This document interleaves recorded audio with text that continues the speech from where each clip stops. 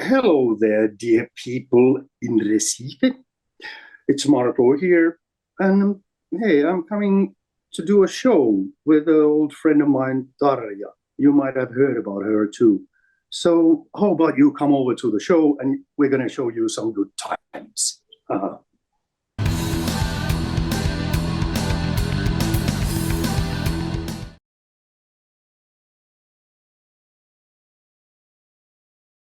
I think we're definitely going to do a few of the same ones because we did like a half an hour or something already then, just me and Thomas.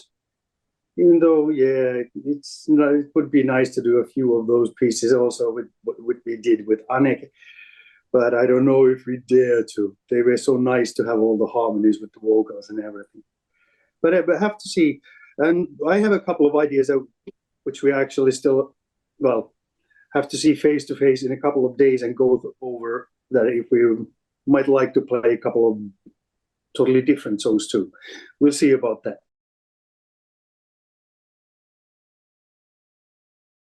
I think we're going to do that.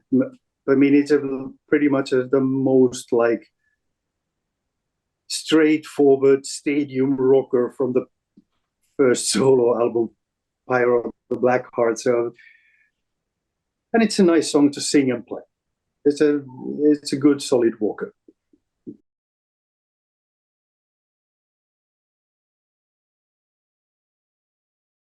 Oh, geez. I mean, it's almost 20 years ago. Yeah,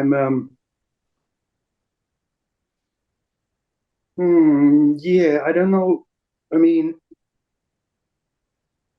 of course, when you're that much younger and that much more new to the business, you tend to be way more naive about a lot of things. In these days, it's like, you can deal probably with more people, but at the same time, you also keep your eyes and ears open. And trust your senses that when it's a good idea to keep your distance from certain happenings, companies, or people, then you trust that instinct. And yeah, because mostly what I've learned is that I almost didn't survive because I did too much and put other interests in front of my own health and everything and all that.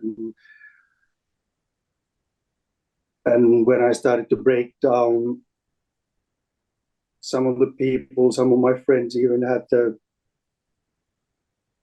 even blame me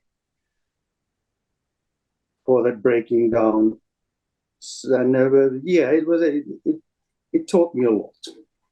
And when you're out of the picture for a year and something, and take your time to get well and find solutions, then, well, here I am on my way back to doing things and all that. But yeah, I might be even more bleeding heart idealistic and needing for honesty and fairness in my dealings.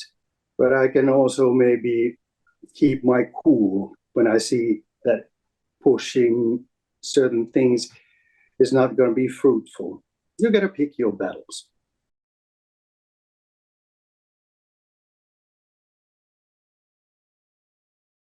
There are so many. Sure.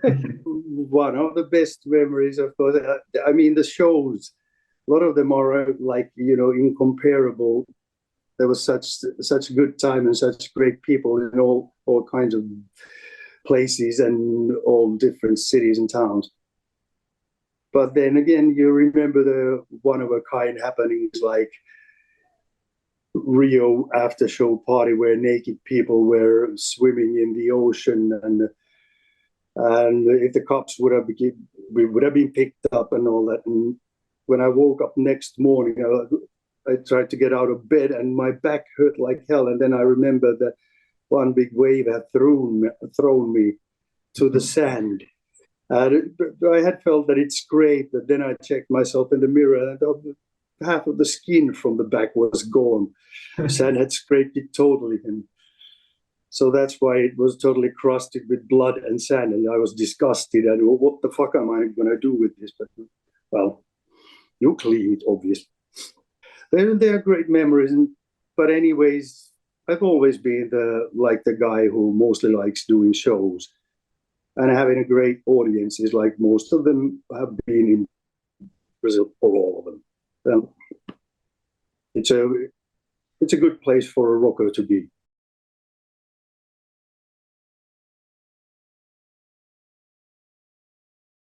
So what do I expect? I expect a lot of people will probably be very happy.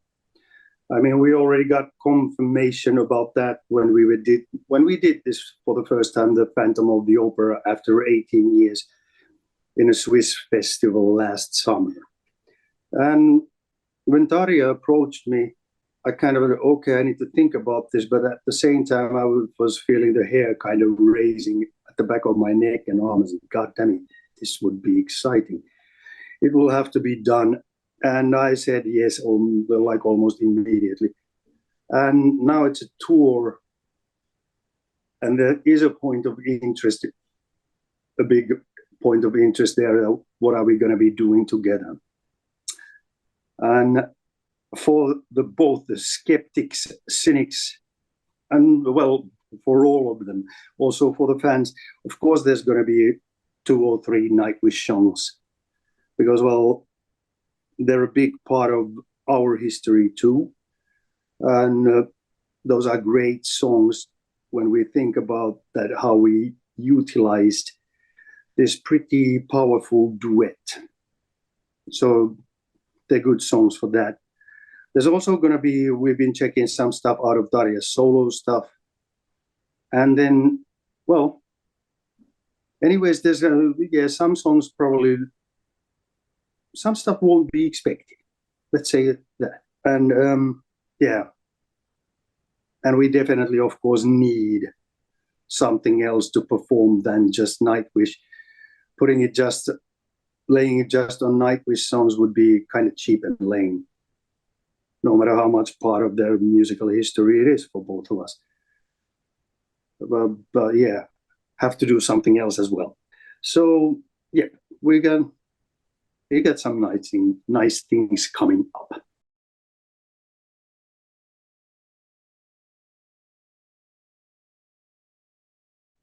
We got the whole like an album release in the works, and also some single and video releases. In fact, it has been on the table kind of right now, but the touring is going to be starting.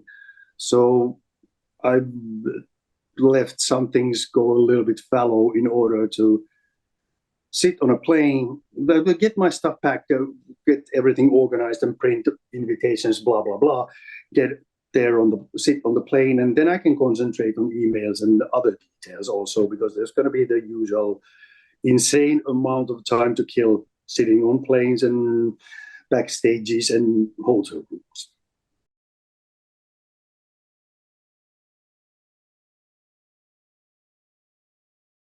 I was kind of ambitious in that way that nobody's done an album that would be released in both those languages.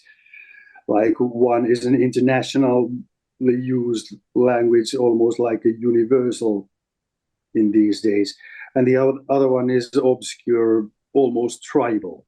And I'm pretty fluent with both. So I took the songs and stuff that I had written in Finnish, and I translated that into English.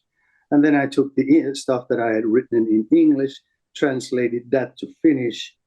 It was pretty much like, I don't remember which way it was. It was the other language 6 songs, the other language 4 songs. I translated them crisscross and then put out both. Stones, for instance, was first in English. So, yeah.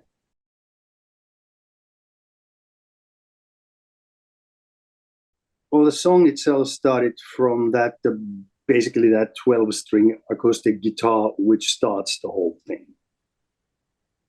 I had that, and then I figured that it has a slightly, Latin sound in the melody, how it walks there. And then as a contrast would be nice to set it with totally like, classic blues melody. Very pentatonic, if you read musical theory. Some people do. And it worked pretty nicely. I liked it. And that then set up the whole tone of the lyrical stuff as well. So I started to write this song, how everything you do, you will end up buried under an avalanche or something. Very bluesy stuff.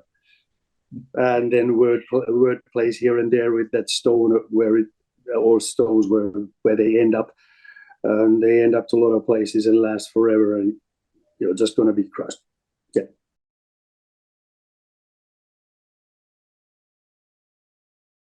It is true. It is true. It's still kind of like,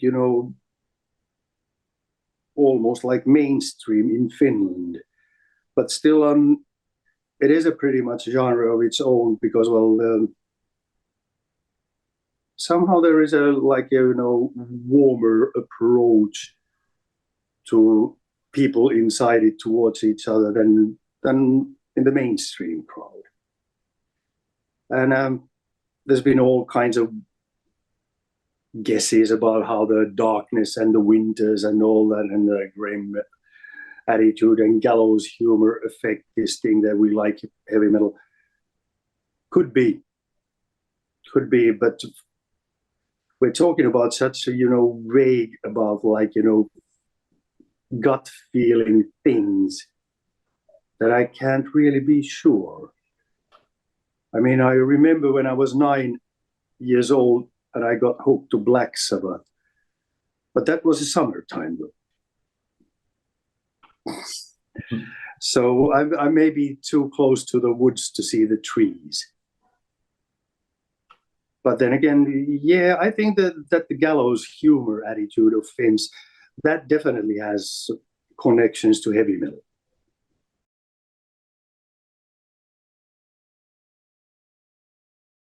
Well, I've always talked about that, how huge Sabbath fan I am. So it would be nice to front some songs on vocals with Iommi and Butler, and maybe Winnie Appice, since Bill Ward doesn't seem to be wanting to play that much anymore. That would be nice.